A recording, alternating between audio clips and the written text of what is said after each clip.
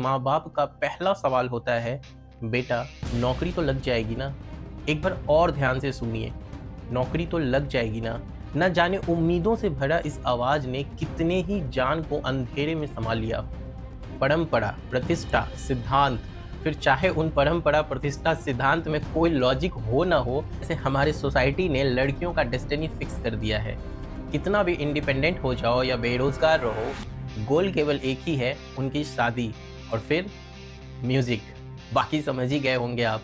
भारत में majority of families में एक यंग अर्निंग मेंबर पर पूरा खानदान का निर्भर होना आम बात है। पढ़ोगे लिखोगे तो बनोगे नवाब, खेलोगे कूदोगे तो होगे खराब।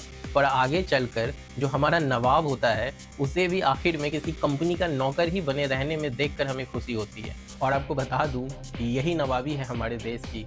मतलब कहते हैं ना, झूठी शान पर अंगारे उड़ाना, यही भारत की समाज की पहचान है। मतलब कलेजा फटे तो फटे, नवाबी न घटे। नमस्कार। शुरुआत हर घर की एक आम कहानी से करते हैं। भारत नाम का एक इंजीनियरिंग ग्रेजुएट यूथ है। दिल में सपने एंटरप्रेन्योर बनने के हैं, कुछ इनोवेटिव करने का जुनून भी है, लेकिन घर वालों का दबाव है। बेटा पहले एक नौकरी पक्की कर लो। उसके पेरेंट्स के लिए नौकरी का मतलब है सिक्योर फ्यूचर, फिर शादी ब्याह और सब सेट, क्योंकि तभी वो संस्कारी जिम्मेदार लड़का समझा जाएगा। भारत जैसे हजारों लाखों यूथ्स का यही हाल है। कॉलेज के फाइनल ईयर में प्लेसमेंट की रेस, कॉम्पिटिटिव एग्ज़ाम की रेस, ये कहानी लगभग हम सब की ज़िंदगी का हिस्सा हो या हम सब ने अपने आसपास देखी है कहीं ना कहीं। दरअसल वो भारत कोई और नहीं, हमारा देश भारत है। हर घर में एक भारत है जो दिल के सपनों और दिमाग के लॉजिक के बीच फंस गया है। इमोशन और प्रैग्मेटिज्म की इस ठग ऑफ वॉर में अक्सर जीत नौकरी की होती है, और इस तरह धीरे धीरे नौकरी करना एक मजबूरी, मतलब कंपल्सन जैसा बनने लगता है। ये मजबूरी आई कहाँ से? क्या सच में हम इंडियंस के पास कोई और रास्ता नहीं बचा सिवाय जॉब करने के? आइए हम एक एक कर उन तमाम कारण और मजबूरियों के हर एंगल को एक्सप्लोर करते हैं।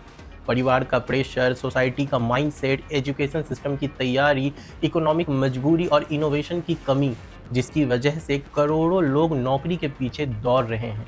इस दौर में किसी तरह सिर्फ अपनी पेट भरने तक की कमाई भर पैसा कमाना है, जो थोड़ी बहुत इज्जत की रोटी खा सके समाज के बनाए इस ड्रामा में। और इसी ड्रामा में कुछ छूट रहा है तो वो है भारत। जी, वही भारत, आप और हम। भारत कोई और नहीं, भारत हम और आप हैं। हमारी थॉट प्रोसेस ही नया भारत का भविष्य है। लड़कों की इज्जत सैलरी से और लड़कियों की संस्कार घूंघट से जैसे सोच से बाहर आने की ज़रूरत है। रामायण में ही देखें तो इक्वालिटी का एक बैलेंस मैनेजमेंट दिखता है। राम के साथ माँ सीता थी, जो अपनी बाईं भुजा से परशुराम की धनुष उठाया करती थी। तो माँ सीता से विवाह के लिए केवल प्रभु राम ने ही अपनी सुपर मेन आइडेंटिटी को प्रूफ नहीं किया, सुपर वीमेन आइडेंटिटी को माँ सीता ने उनसे पहले प्रूफ कर रखा था। लेकिन आज समाज का लेवल कुछ ऐसा बन चुका है जहां अकेले मेल कम्युनिटी नौकरी के लिए अपनी उल्टी सांसें गिनता रहता है। पहले नौकरी, फिर शादी या शादी की चिंता में नौकरी के लिए भाग रहा यूथ, या फिर घर परिवार या शादी को बचाने के लिए जॉब रैट रेस। हम पूरे लॉजिक और एनालिसिस के साथ समझाएंगे क्यों हमारा देश भारत ह्यूमन डेवलपमेंट इंडेक्स में नीचे से टॉप करता आ रहा है, जहां इस तरह से जीना कोई जिंदगी नहीं, बस मजबूरी बन चुका है। तो वीडियो को कहीं बिना स्किप किए मेरे साथ कुर्सी की पेटी बांधे रहें। प्रॉमिस है एंड तक एक अच्छी समझ और आपके अंदर की आवाज़ तक सेफ लैंडिंग तो मैं ज़रूर करवा जाऊंगा, क्योंकि ये हम सब की कहानी है, हमारे भारत की कहानी है। तो आइए सबसे पहले बात करते हैं परिवार और समाज का प्रेशर। इंडिया में अक्सर बच्चों की लाइफ की डायरेक्शन उसके माँ बाप की सोच में ही डिसाइड हो जाती है। पेरेंट्स का सपना होता है कि बेटा या बेटी एक अच्छी नौकरी करे ताकि उनकी लाइफ सिक्योर और सोसाइटी में इज्जत वाली हो। पढ़ाई करो ताकि एक रिप्यूटेड जॉब मिले। मेरे ख्याल से जो लाइन मैं बोलने जा रहा हूँ, ये हर इंडियन बच्चे ने सुन रखी होगी। लोग क्या कहेंगे, रिश्तेदार के बच्चे ने आईटी कंपनी ज्वाइन कर ली, तुम क्या कर रहे हो। ऐसे कंपैरिजन का प्रेशर इतना सेल्फ डाउट क्रिएट कर जाता है कि वो अपनी पोटेंशियल को फेल्योर मान बैठता है। जबकि हम जानते हैं ये बातें कि एवरी इंडिविजुअल्स की अपनी जर्नी होती है, अपना स्ट्रगल होता है, उनकी खुद की कंडीशंस होती हैं, लेकिन फिर भी उन्हें समझना नहीं। एक कॉमन सीन देखिए, ग्रेजुएशन ख़त्म होते ही माँ बाप का पहला सवाल होता है, बेटा नौकरी तो लग जाएगी ना। एक बार और ध्यान से सुनिए, नौकरी तो लग जाएगी ना। न जाने उम्मीदों से भरा इस आवाज ने कितने ही जान को अंधेरे में संभाल लिया।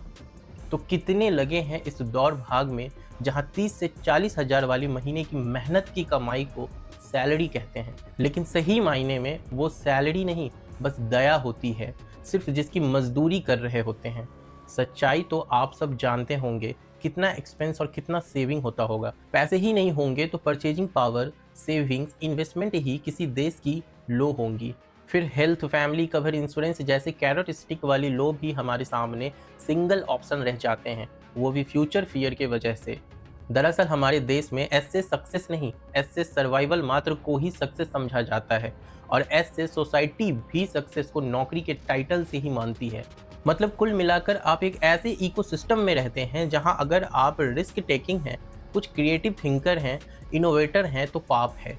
आप चाहे मन से कितना भी स्ट्रांग रहें, एंड मोमेंट पर वो पूरा इकोसिस्टम आपको ये यकीन करवा देगा कि they are right and you are wrong.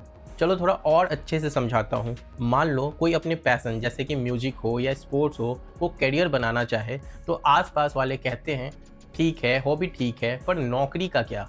एक स्टेबल सैलरी आएंगी, लाइफ सिक्योर हो जाएगा, फिर अच्छी लड़की मिल जाएगी, शादी हो जाएगी। मतलब इंडियन सोसाइटी की अपब्रिंगिंग में स्टेबिलिटी और रिस्पेक्टिबिलिटी बहुत मायने रखता है। आप कंफ्यूज मत करना, इस स्टेबिलिटी और रिस्पेक्टिबिलिटी में ये बस अपने अपने डिफिनेशन पर वेरी करता है, और इस डिफिनेशन में देश सबसे पीछे है। मतलब सोसाइटी की प्राइम फोकस सिर्फ इतने में है, परंपरा, प्रतिष्ठा, सिद्धांत। फिर चाहे उन परंपरा, प्रतिष्ठा, सिद्धांत में कोई लॉजिक हो ना हो, लेकिन उसे फिर भी पूरा करना है, क्योंकि वही उनका कंफर्ट जोन है। कहने को तो कुछ पेरेंट्स अब ओपन माइंडेड हो रहे हैं, लेकिन अब भी मेजोरिटी में लोग अनइथिकल, इलॉजिकल, ट्रेडिशनल रूट पे ही जोर दे रहे हैं। 10th 12th में अच्छे मार्क्स, डिग्री, फिर नौकरी। इंडियन पेरेंट्स रिस्क लेना पसंद ही नहीं करते अपने बच्चों के करियर के साथ। उन्हें लगता है जॉब से बेटर कुछ नहीं, फिक्स्ड इनकम, सेटल लाइफ। एक तरह से सबकी अपनी स्टोरी अलग है, पर स्क्रिप्ट लगभग सेम है।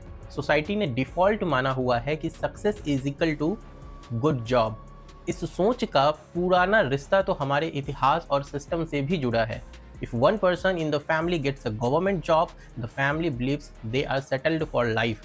सरकारी नौकरी को तो इंडियन फैमिलीज एक्स्ट्रा सिक्योर मानते हैं। इस माइंडसेट के चलते ही लाखों युवाओं पर प्रेशर होता है कि वो भी फैमिली को सेटल करके दिखाएं, और रिजल्ट, यंगस्टर्स अपने करियर के शुरुआती सालों में ही जॉब की तलाश को लाइफ का सबसे बड़ा मिशन बना लेते हैं, चाहे उनका दिल किसी और फील्ड में हो। पर फैमिली और समाज की एक्सपेक्टेशंस के कारण अक्सर कॉम्प्रोमाइज़ करना पड़ता है। ये प्रेशर इमोशनल भी है, क्योंकि हर कोई चाहता है कि उनके पेरेंट्स उन पर गर्व करें, क्योंकि सोसाइटी में खुद की एक पहचान बनाना इम्पॉर्टेंट लगता है। पढ़ाई का पैटर्न, नौकरी के लिए तैयारी। हमारा एजुकेशन सिस्टम भी स्टूडेंट्स को ज़्यादातर एक नौकरी के लिए ही ग्रूम करता है। स्कूल, कॉलेज में हमें ये सिखाया जाता है कि कैसे अच्छे मार्क्स लाकर एक अच्छी कंपनी में प्लेसमेंट मिल जाए। क्रिएटिविटी, स्किल डेवलपमेंट या एंटरप्रेन्योरशिप के फंडामेंटल्स पे उतना फोकस नहीं होता। बड़ी बड़ी डिग्रीज लेने का मकसद भी फाइनल में जॉब ही है ना। बिल्कुल वैसे ही जैसे हमारी सोसाइटी ने लड़कियों का डेस्टिनी फिक्स कर दिया है। कितना भी इंडिपेंडेंट हो जाओ या बेरोजगार रहो, गोल केवल एक ही है, उनकी शादी और फिर म्यूजिक। बाकी समझ ही गए होंगे आप। संघर्ष, स्ट्रगल। मेजॉरिटी ऑफ लड़की भी ऐसी ही है जो खुश है इस व्यवस्था से, लेकिन दम घुटना है उन लड़कियों का जो अपने लिए या देश के लिए कुछ करना चाहती थी। खैर, इसकी एक हिस्टोरिकल वजह भी है। एक तो है हमारी पुरानी सामाजिक परंपराएं, और बाद में है ब्रिटिश एरा। लेकिन अभी हम भारत में अपने पढ़ाई के पैटर्न जो सिर्फ नौकरी को ही डिफाइन करता है, उस पर बात करते हैं।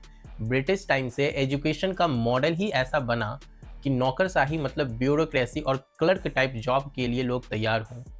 आपको बता दूं, ब्रिटिश एरा में मैकेले मिनट्स, वुड्स डिस्पैच जैसे Magna Carta of English education जैसे एजुकेशन रिफॉर्म्स किए गए, जिसका मकसद ही था एक comprehensive system of English education, जहां इंग्लिश को प्रायोरिटीज दी गई as the medium of instruction to create a class of English educated Indians और एडमिनिस्ट्रेटिव रोल्स। ध्यान से सुनिएगा, English educated Indians for their lower cadre of administrative work. और हालत आज भी वही है देश में।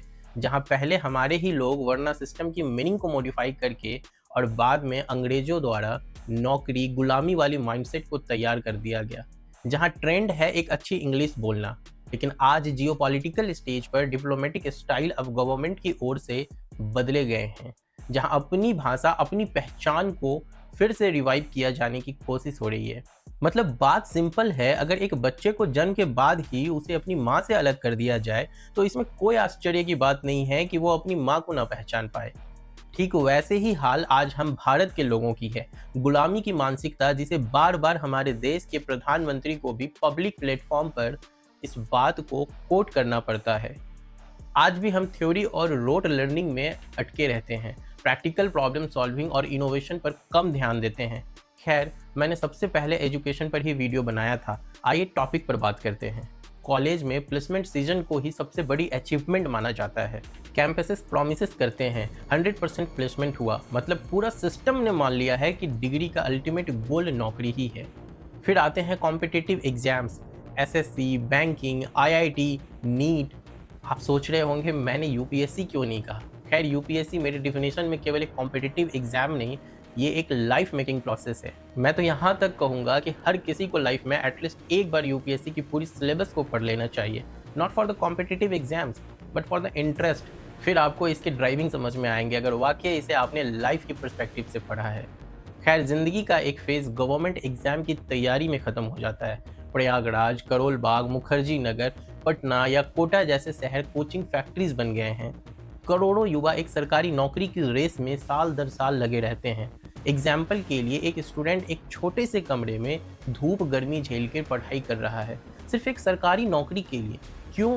क्योंकि सिस्टम ने सिखाया है कि government job is equal to life set. हमारा डीएनए में ही सर्वाइवल क्लिप सेट हो चुका है। ना हम भारत का इतिहास जानते हैं, ना भूगोल, ना वर्तमान, बस कूद पड़ते हैं डायरेक्टली इनडायरेक्टली पॉलिटिकल क्रिटिसिज्म की उस रेस में। पहले हम अपना घर बनाते हैं, फिर सुकून से उसमें रहते हैं, लेकिन हमने अपना भारत बनाया क्या जिसमें सुकून से रहा जाए? राजनीति से लेकर लोक नीति तक सब उसकी लूप रेस में घुसे हुए हैं। सच कहूँ, शॉर्ट्स और रील की ट्रेंड की आंधी में अपने नॉलेज को भी उसी आंधी में छोड़ आए हैं, जहाँ सिर्फ स्क्रॉल करते रहते हैं। कुछ डेटा भी देख लें, 2014 से 2022 के बीच लगभग 22 करोड़ लोगों ने सेंट्रल गवर्नमेंट जॉब के लिए अप्लाई किए और सिर्फ 7.2 लाख को सिलेक्शन मिला। सोचो, इतना टफ कंपटीशन जिसका सिलेक्शन रेट ही 0.3% है। फिर भी हर साल टेंस ऑफ मिलियंस नए एस्पिरेंट्स इस रेस में जुटते हैं।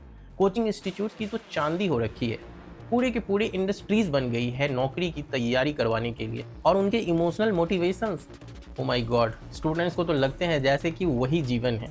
प्रयागराज जैसे शहरों में क्रैम स्कूल्स खुले हैं जहां हजारों स्टूडेंट्स रोज पढ़ रहे हैं गवर्नमेंट जॉब की तैयारी के लिए। प्राइवेट सेक्टर्स में जॉब मिल भी जाए, फिर भी बहुत लोग मन में कहते हैं एक बार सरकारी नौकरी लग जाता फिर ठीक होता। इतना ही नहीं, नौकरी की होड़ तो इतना है कि बीटेक करने के बाद भी स्टेट गवर्नमेंट वाली प्राइमरी स्कूल्स के teacher, bank, railway, group D तो लोको पायलट चाहे ट्रेन ही क्यों ना चलाना पड़े, नौकरी चाहिए सरकारी। अगर पढ़ने पढ़ाने का इतना ही शौक है तो एक हाई लेवल की पोस्ट ग्रेजुएटेड प्रोफेसर बनो, रिसर्च करो। कोई बुराई नहीं है कि आपने फिर इंजीनियरिंग की है या फिर मेडिकल की है, लेकिन सरकारी नौकरी के दौर में भाग रहे हैं तो कुछ भी करेंगे। ये कौन सा जीवन हम जी रहे हैं, ये कौन सा भारत हम बना रहे हैं और कंपैरिजन चाइना से करते हैं। एक्चुअली ये सब दिखाता है कि हमारी एजुकेशन और ट्रेनिंग का फोकस सिर्फ सेफ प्लेसमेंट पर है, और कह सकता हूँ कि एक लड़ है जिसे सोसाइटी की माइंडसेट ने ही डिज़ाइन किया है। समझाता हूँ कैसे। सब कुछ माइंडसेट ड्रिवन होता है। जब हम जन्म लेते हैं तो हमारा कोई बिलीफ सिस्टम नहीं होता, और वो बिलीफ सिस्टम तैयार होता है हमारे पेरेंट्स से, स्कूल से, कॉलेजेस एंड पास के इन्वायरमेंट से। और जब तक हम खुद को इनलाइट नहीं करते तब तक न खुद से सवाल करने की हिम्मत होती है और ना ही औरों को समझने की कैपेसिटी होती है। इनलाइट से मतलब यहाँ खुद की खोज है। खैर, ये एक अलग टॉपिक है, मैं इस पर डिटेल से फिर कभी वीडियो लाऊंगा। मतलब समझाना ये था कि जैसी सोसाइटी वैसे डिमांड, फिर वैसे ही पॉलिटिकल फाइट, फिर वैसे ही सिस्टम। तो प्रॉब्लम हमारी सोसाइटी के इकोसिस्टम के हार्ड डिस्क में है, जहाँ बच्चों को शुरू से कहते हैं पढ़ोगे लिखोगे तो बनोगे नवाब, खेलोगे कूदोगे तो होगे खराब। पर आगे चलकर जो हमारा नवाब होता है उसे भी आखिर में किसी कंपनी का नौकर ही बने रहने में देखकर हमें खुशी होती है। पर नवाब तो आज भी अंग्रेजी है जिनकी कंपनियों में बैठे हम नौकरी कर रहे हैं। अपना कुछ करने का ऑप्शन तो दूर की बात, यूनिवर्सिटीज़ में एंटरप्रेन्योरशिप वाले कल्चर तो अब बढ़ रहे हैं, बट अभी भी बहुत कम स्टूडेंट्स रिस्क लेने को तैयार होते हैं एट ग्रेजुएशन। प्लेसमेंट का एक कंफर्ट जोन है जिसमें घुसते ही सपने समवेयर साइड लाइन्स पर चले जाते हैं। खैर, अब बात करते हैं जॉब सिक्योरिटी की चाहत, मतलब सुरक्षा और स्टेबिलिटी। अब एक बड़ी वजह है जिसके बिना ये डिस्कशन अधूरा है, फिनेंशियल सिक्योरिटी। इंडिया जैसे डेवलपिंग देश में ज़्यादातर लोगों के लिए नौकरी सिर्फ चॉइस नहीं, मजबूरी इसलिए है क्योंकि घर चलाने के लिए रिलायबल इनकम चाहिए। भारत में मेजॉरिटी ऑफ फैमिलीज में एक यंग अर्निंग मेंबर पर पूरा खानदान का निर्भर होना आम बात है। ऐसे में कोई रिस्क लेना मतलब सिर्फ अपना नहीं, पूरी फैमिली का फ्यूचर दांव पे लगाना होता है। जॉब, खासकर सरकारी जॉब, एक आयरन राइस बॉल जैसी समझी जाती है। Life long security, medical, pension सब मिलेगा और इज्जत भी मिलेगी। प्राइवेट जॉब में भी कम से कम महीने की तनख्वाह तो पक्की है। वहीं बिजनेस या स्टार्टअप में ये सर्टिनिटी कहाँ, हर महीने प्रॉफिट होगा कि नहीं कोई गारंटी नहीं। यही सोच के लोग सेफ साइड रहना चाहते हैं। ऊपर से हमारे देश में न गवर्नमेंट की तरफ से कोई सोशल सिक्योरिटी है, जैसे कि अनएम्प्लॉयमेंट इंश्योरेंस इतना स्ट्रांग नहीं है, न कल्चरल एक्सेप्टेंस है फेल्योर होने की। मतलब अगर आपने रिस्क लिया और फेल हो गए तो लोग ताना भी मारेंगे और आपके पास फाइनेंशियल बैकअप भी नहीं होंगे। इसलिए भलाई इसी में लगती है कि पढ़ाई करके नौकरी ही कर लो, कम से कम रोटी तो पक्की हो जाएगी। और आपको बता दूं कि यही नवाबी है हमारे देश की। मतलब कहते हैं ना, झूठी शान पर अंगारे उड़ाना, यही भारत की समाज की पहचान है। मतलब कलेजा फटे तो फटे, नवाबी न घटे। मिडिल क्लास और लोअर मिडिल क्लास पर यह बात और भी लागू होती है। फॉर मेनी, नौकरी means lifting the family out of poverty और स्टेबलाइजिंग देयर कंडीशंस। इस माइंडसेट को हम दोष भी नहीं दे सकते, क्योंकि जहां इतने साल तक रोजी रोटी के लाले रहें, वहां स्टेबिलिटी ही एक लग्जरी है। इंडियन इकोनॉमी भले ही ग्रो कर रही हो, पर ग्राउंड लेवल पर रोजगार की गारंटी अभी भी नहीं है। रिसेंट डेटा कहते हैं कि हर साल 2 करोड़ से ऊपर नए लोग जॉब मार्केट में आ रहे हैं, पर उतनी क्वालिटी जॉब्स क्रिएट नहीं हो पा रही है। बेरोजगारी का डर भी लोगों को इतना मजबूर कर देता है कि वो सोचते हैं जैसा भी जॉब मिल रहा है बस उसको पकड़ लो। सरकारी नौकरी का क्रेज तो इतना है कि पुलिस कांस्टेबल की पोस्ट के लिए लाखों ग्रेजुएट्स अप्लाई कर देते हैं।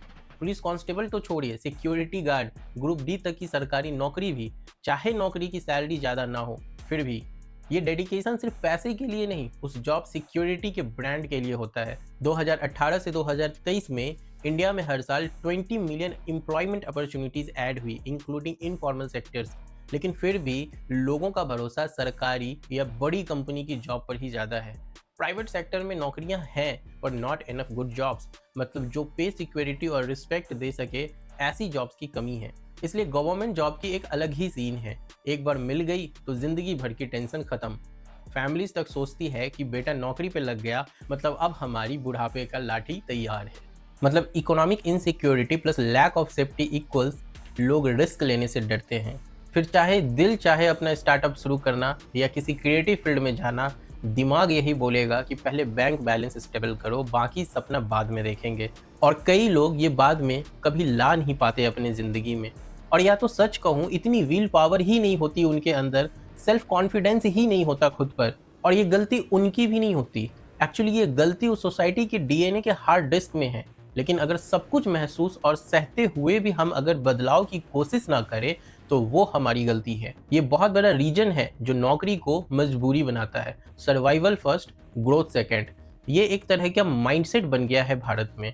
जॉब के अलावा कुछ अलग करने में सबसे बड़ी दीवार है रिस्क से डर और सिस्टम की चैलेंजेस। सोचिए, अगर कोई अपना बिजनेस शुरू करना चाहता है तो शुरुआत में उसको कितनी चीज़ें फाइट करनी होंगी।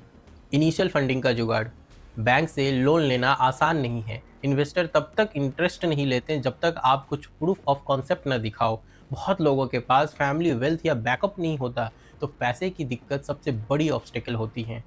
फिर ब्यूरोक्रेसी और रेगुलेशंस।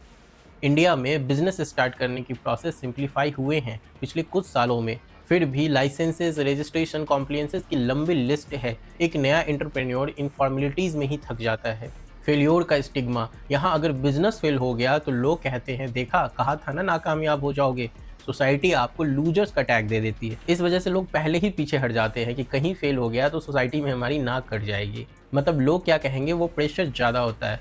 जॉब छोड़ के स्टार्टअप की सोचना, मतलब लोग ऐसे रिएक्ट करते हैं जैसे आप पागल हो चुके हो। फैमिली रिस्पॉन्सिबिलिटीज़, जितने लोग 20s में अपना वेंचर सोचते हैं उनमें से काफ़ी लोगों को अपने पेरेंट्स या सिबलिंग को फाइनेंशियल सपोर्ट भी करना होता है। उन्हें रिस्क लेने का मतलब है सिर्फ अपना नहीं, डिपेंडेंट्स का भी रिस्क। नेचुरली वो सिक्योर सैलरी ही फिर चूज करेंगे। फिर नेटवर्क और मेंटरशिप की कमी। छोटी सिटीज़ या गांव के टैलेंटेड यूथ के पास गाइडेंस नहीं होता कि स्टार्टअप कैसे करें। रोल मॉडल्स भी कम दिखते हैं अराउंड देम, तो वो भी सिर्फ सुनी सुनाई बातों के बेस पर रिस्क नहीं लेना चाहते। अच्छी जॉब मिल जाए बस वही उन्हें बड़ी बात लगने लगती है। ये सब पॉइंट मिलकर एक कल्चर बना देते हैं जहां जॉब ही डिफ़ॉल्ट सेफ चॉइस लगती है। इसलिए रिपोर्ट भी आई थी कि 73% Indian job seekers established companies में काम करना ज़्यादा प्रेफर करते हैं रादर देन स्टार्टअप इन्वायरमेंट्स के मुकाबले, क्योंकि स्टेबिलिटी और ग्रोथ क्लियर दिखती है वहाँ। जब तक माइंडसेट और इकोसिस्टम बदलेगा नहीं, तब तक हर कोई बिल गेट्स बनने का सपना कैसे देख सकता है। एक इंटरेस्टिंग पैराडॉक्स भी है। सर्विस दिखाती है कि 83% इंडियन वर्कफोर्स एंटरप्रेन्योर बनना चाहती है अपने दिल में, पर एक्चुअल में बहुत कम लोग उस रास्ते पर निकलते हैं। दिल चाहता है अपना कुछ करना, पर कंडीशन ऐसी है कि खुद का सपना पोस्टपोन करके पहले किसी और की कंपनी में जॉब कर लेते हैं, और अपना स्टार्टअप का सपना कहीं ना कहीं दबा रह जाता है पहले थोड़ा कमा लो और रिस्क बाद में के अंदर। गवर्नमेंट ने भी प्रॉब्लम नोट की है। भारत सरकार भी खुद इस बात पर जोर दे रही है कि यूथ को जॉब सीकर के बजाय जॉब क्रिएटर बनना होगा। Startup India, stand up India जैसे कैंपिंग्स इसलिए शुरू हुए हैं कि एंटरप्रेन्योरियल कल्चर बने। भारत सरकार ने ये भी हाईलाइट किए हैं कि आज के यूथ में खुद का कुछ करने की इच्छा बढ़ रही है, और इंडिया में स्टार्टअप्स का इकोसिस्टम वर्ल्ड में सेकंड लार्जेस्ट हो गया है। मतलब धीरे धीरे हवा बदल रही है, पर ग्राउंड रियलिटी अभी भी ऐसी है कि जिस प्रोपोर्शन से हमारे युवा जॉब्स की लाइन में लग रहे हैं, उसके सामने एंटरप्रेन्योर्स की संख्या बहुत कम लगती है। बात करते हैं अब इनोवेशन की कमी और विदेशों पर निर्भरता। एक और एंगल जो बहुत इंपॉर्टेंट है, इनोवेशन की कमी। हम अक्सर कहते तो हैं इंडियंस में टैलेंट की कमी नहीं है, और बिल्कुल सही बात भी है। चाहे आईटी हो, चाहे साइंस हो, फिनेंस हो, हर फील्ड में इंडियंस ने दुनिया भर में नाम कमाए हैं। गूगल के सीईओ सुंदर पिचाई से लेकर माइक्रोसॉफ्ट के सत्य नाडेला तक दुनिया की टॉप कंपनीज हमारे लोग चला रहे हैं। बट आयरनी ये है कि वो सब अपने इनोवेशंस किसी और कंट्री के प्लेटफॉर्म पर कर रहे हैं। हमारे देश की मिट्टी से एप्पल, गूगल जैसे ग्लोबल इनोवेशन क्यों नहीं निकले? कभी सोचा है कि क्यों हमारे इंजीनियर्स अपनी ही स्टीव जॉब्स या एलोन मस्क पैदा नहीं कर पा रहे हैं यहाँ पर? इसका जवाब है कि हमारा इनोवेशन इकोसिस्टम स्ट्रांग नहीं रहा हिस्टोरिकली। इंडिया का R&D मतलब रिसर्च एंड डेवलपमेंट एक्सपेंडिचर देखें तो GDP यानी ग्रॉस डोमेस्टिक प्रोडक्ट का सिर्फ 0.7% ही हम R&D पर खर्च करते हैं अभी रिसेंट ईयर्स में। कंपेयर करें तो चाइना का 2.4%, यूएस का 3.5% और इजराइल का 5.4% है। हम बहुत पीछे हैं। जब तक R&D में पैसा और फोकस नहीं लगाएंगे तो नए इनोवेशंस और प्रोडक्ट्स कैसे निकलेंगे? यही वजह है कि हमारी प्राइवेट कंपनीज भी नए रिसर्च करने से कतराती हैं। ज़्यादातर टेक्नोलॉजी बाहर से इंपोर्ट कर लेते हैं या कॉपी कर लेते हैं बस। इसका नतीजा ये है कि कई सेक्टर्स में हम दूसरों देशों पर डिपेंडेंट हो गए हैं। फॉर एग्जाम्पल, स्मार्टफोन बनाने के लिए चिप, हार्डवेयर, डिज़ाइन सब इम्पोर्ट, फार्मा के रॉ मटेरियल्स इम्पोर्ट, डिफेंस के लिए फाइटर जेट इंजन तक इम्पोर्ट। जब खुद का इनोवेशन नहीं होगा तो सेल्फ रिलायंस कैसे आएगी? फिर हमारे इकोनॉमी में नए इंडस्ट्रीज, नए जॉब क्रिएटर्स भी नहीं उभरेंगे। हम एग्जिस्टिंग कंपनीज में ही जॉब ढूंढते रह जाएंगे। हमें कनाडा जाकर टैक्सी ड्राइव करना अच्छा लगता है, सऊदी जाकर मजदूरी करना अच्छा लगता है। खैर, इसका एक कारण भी है, समाज की ताने भरे नज़रों से बचकर जीना आसान लगता है वहाँ। लेकिन सवाल ये भी है कि घर को सेफ रखने के लिए पहले देश को बनाना तो ज़रूरी है। इस डिपेंडेंसी का एक रिसेंट एग्जाम्पल अभी इंडिगो एयरलाइंस की क्राइसिस से ही समझ लेते हैं। अब एविएशन सेक्टर में प्लेन्स और इंजन्स मोस्टली बोइंग या एयरबस जैसे फॉरेन मैन्युफैक्चरर्स के ही होते हैं। इंडिगो, जो इंडिया की सबसे बड़ी एयरलाइन है, डोमेस्टिक मार्केट शेयर 60% से ज़्यादा वो पूरी तरह एयरबस प्लेन्स पर चलती है। अब हुआ ये कि नवंबर 2025 के एंड में एयरबस ने एक इमरजेंसी सॉफ्टवेयर पैच निकाला अपने A320 एयरक्राफ्ट के लिए, जिससे इंडिगो का क्रू शेड्यूलिंग सिस्टम ही बिगड़ गया। साथ ही इंडिया ने नए pilot duty time rules implement किए थे, जिसके कारण क्रू शॉर्टेज भी हो गई। इन सब का कंपाउंड इफेक्ट ऐसा हुआ कि दिसंबर की शुरुआत में इंडिगो की ऑपरेशन हिल गई और पूरे देश में 200 प्लस फ्लाइट कैंसिल्स या डिले हो गई। एयरपोर्ट पर केओस मच गए, पैसेंजर्स परेशान हो गए। अब सोचो, जब एक ही एयरलाइन का देश के 60% एयर ट्रैफिक पर कंट्रोल हो और उसकी प्लानिंग एक फॉरेन सॉफ्टवेयर ग्लिच की वजह से फेल हो जाए, that's a single point failure. ये इंसिडेंट दिखाता है कि हम कितने डिपेंडेंट हैं दूसरे देशों की टेक्नोलॉजी पर। अपना कोई एयरक्राफ्ट मैन्युफैक्चरर अब तक कोई खड़ा नहीं हुआ जो एयरबस को टक्कर दे सके, ना ही हमारे पास ऐसे एडवांस सिस्टम का अपना वर्जन है। खैर, हमने तो बहुत दूर की बातें कर दिया, क्योंकि हमारे देश में तो ऐसी बातें करना तो जैसे लगता है कि, इसलिए जब एयरबस को पैच इशू हुआ, हम वेट करते रहे। अगर हमारे पास खुद की टेक्नोलॉजी होती तो शायद ये डिपेंडेंसी ना होती। इसी को कहते हैं इनोवेशन की कमी का नुकसान। इंडिगो का एग्जाम्पल ने ये भी बताया कि जब मार्केट में कंपटीशन कम या मोनोपोली जैसी सिचुएशन हो और कोई बैकअप ऑप्शन ना हो, तो आम जनता को कैसे परेशानी झेलनी पड़ सकती है। जब खुद का इनोवेशन ना हो तो हम किसी न किसी पर डिपेंडेंट तो हो ही जाते हैं। Indigo crisis is a wake up call कि इंडिया को हर फील्ड में अपनी कैपेबिलिटी बढ़ानी पड़ेगी, वरना ये सब कहने से कुछ होता नहीं, क्योंकि हम इंडियंस तो इतना फोकस कहाँ करते हैं, हम भूल जाते हैं, हमें भूलने की आदत है। वरना हम आगे भी ऐसे ही मजबूर रहेंगे, क्योंकि हम इंडियंस को तो ये बातें। साथ ही भारत के इंजीनियर्स को इंजीनियरिंग को केवल एक दिए हुए इंजीनियरिंग कोड बुक से बाहर निकालकर सोचने की ज़रूरत है। सिर्फ मोटी मोटी सैलरी के साथ इंजीनियर की टैग में उसी रटे रटाए कोड पर काम करना डेवलपमेंट नहीं, बल्कि खुद का रिसर्च एंड इनोवेशन को ग्रो करना डेवलपमेंट है, फिर चाहे वो किसी भी फील्ड के एजुकेशन हो। नॉट जस्ट इंडिगो, देखा जाए तो बहुत सारे सेक्टर्स में हमें आत्मनिर्भर बनने की ज़रूरत है। जोहो जैसी कुछ इंडियन कंपनीज इस पे जोर डाल रही हैं। उनके सीईओ श्रीधर वेम्बू ने एक बार कहा था कि इंडिया को दुनिया में सच्ची इज्जत तब मिलेगी जब हम देश में डीप कैपेबिलिटीज़ डेवलप करें। सिर्फ विदेशों में अचीवमेंट से बात नहीं बनेगी। उन्होंने इंडियंस को सेल्फ रिलायंस और होम ग्रो टेक्नोलॉजी पर फोकस करने को बोला, ये हाईलाइट करते हुए कि achievements abroad won't do it. मतलब गूगल माइक्रोसॉफ्ट में इंडियन सीईओज होना अच्छी बात है, पर जब तक मेड इन इंडिया इनोवेशन नहीं होगा, हमारी ग्लोबल रिस्पेक्ट आधी अधूरी है। बात तो बिल्कुल सही कहा उन्होंने। अगर हम खुद की जायंट्स खड़े करते हैं तो हमारे युवाओं को भी नए मौके यही मिलते हैं। सिर्फ जॉब के लिए बाहर जाने की मजबूरी नहीं होती, ब्रेन ड्रेन भी कम होता और नेशन की ग्रोथ भी तेज होती। ब्रेन ड्रेन का पेन भी समझ लेते हैं। इंडिया के पास दुनिया का शायद सबसे बड़ा यूथ टैलेंट पूल है। हर साल देश के टॉप आईआईटीज़, आईआईएम से लेकर हजारों इंजीनियरिंग मैनेजमेंट कॉलेजेस से ग्रेजुएट्स निकलते हैं। पर सवाल है, इनमें से कितने अपने पोटेंशियल यही इंडिया में यूज कर पाते हैं। सच तो ये है कि बहुत सारे ब्राइटेस्ट माइंड्स या तो फॉरेन एमएनसीज के लिए काम कर रहे हैं या डायरेक्टली ओवरसीज माइग्रेट कर जाते हैं। इस बेटर अपॉर्चुनिटी की ट्रेंड को हम ब्रेन ड्रेन कहते हैं। मतलब दिमाग तो हमारे हैं, पर काम किसी और देश के आते हैं। या कह सकते हैं कि ये भी एक वजह है कि इंडिया में लोग जॉब को एक मजबूरी की तरह देखते हैं, क्योंकि जो एम्बिशियस और सुपर टैलेंटेड लोग हैं वो या तो बाहर चले जाते हैं या फिर यही किसी फॉरेन कंपनी में टॉप पोजीशन पर हैं। अपने देश में उनको इतना कंड्यूसिव एनवायरनमेंट नहीं मिलता जहां वो जीरो से खुद को वर्ल्ड क्लास बना सकें। एग्जाम्पल के लिए सिलिकॉन वैली में इतने इंडियन सीईओज, एंटरप्रेन्योर्स हैं। Adobe, IVM, Google, Microsoft, Pepsi, सबके सीईओज हैं, इंडियन ओरिजिन के हैं, लेकिन उन्होंने अपनी पीक सक्सेस इंडिया में रह के नहीं बल्कि बाहर अचीव किया। इसका मतलब हमारे लोग कैपेबल हैं, पर सिस्टम या अपॉर्चुनिटी ऐसी है कि उन्हें बाहर जाना पड़ा।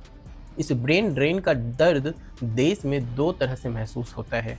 एक, जो लोग यहाँ रह गए उनके लिए रोल मॉडल्स मोस्टली वही बनी कंपनीज रह जाती हैं।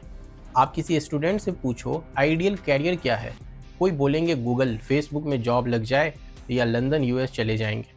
बहुत कम कहेंगे कि यहीं इंडिया में रह कर हम नई गूगल जैसी कंपनी बनाएंगे, क्योंकि एग्जाम्पल्स भी इसके नहीं दिखते हैं। अंबानी, टाटा जैसी बड़ी बड़ी कंपनीज भी डिकेड्स पहले स्टैब्लिश्ड हुई थी। नई टेक जायंट्स अब उतने नहीं हैं। स्टार्टअप यूनिकॉर्न्स आए हैं, पर ग्लोबल स्केल पे अभी इनिशियल स्टेज में हैं। दूसरा, देश का जो पोटेंशियल ग्रोथ था अपने ही लोगों से इनोवेट करने का, वो पुश हो जाता है।